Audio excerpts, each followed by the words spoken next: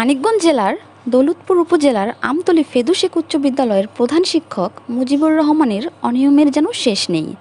অনিয়ম করাই যেন তার নিত্যদিনের পেশা। 2021 সালের সরকার নির্ধারিত ফির বাইরেও নেওয়া হয়েছে অতিরিক্ত টাকা। বেতন থেকে বাদ পড়েছে 15টি শিক্ষক। তারা 18 মাসের বেতন পাননি।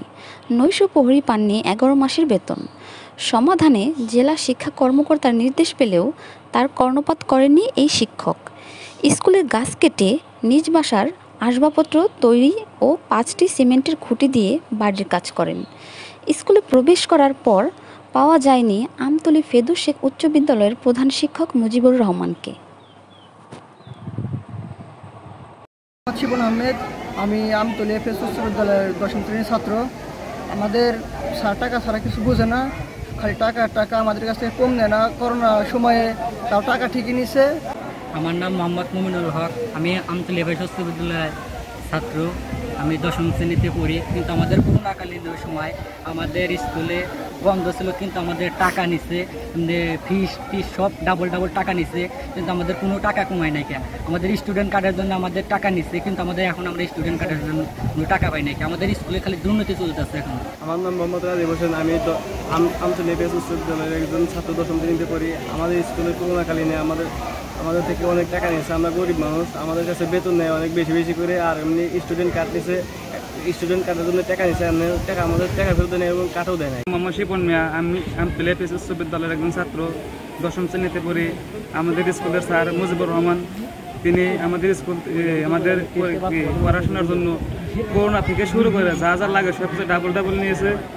আমাদের স্কুলে সপ্তাহে একদিন হাফ ক্লাস করার কথা, কিন্তু আমাদের স্কুলে প্রতিদিনই হাফ, মানে 2টা বাজলে ছুটি হয়ে যায় স্কুল। আমাদের নিয়মিত ভালো বলে ক্লাস হয় না, কিন্তু আমরা এখনো বিজ্ঞান ক্লাস করতে পারি নাই।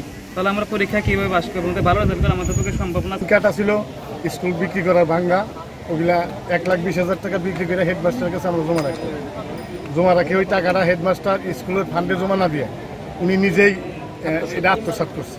কইয়া শেষ করে ফিরান যাব, এত দুর্নীতি উনি করছে সব ব্যাপারে। নাম আব্দুল আওয়াল, আমি 2বার ম্যানেজিং কমিটির সদস্য ছিলাম।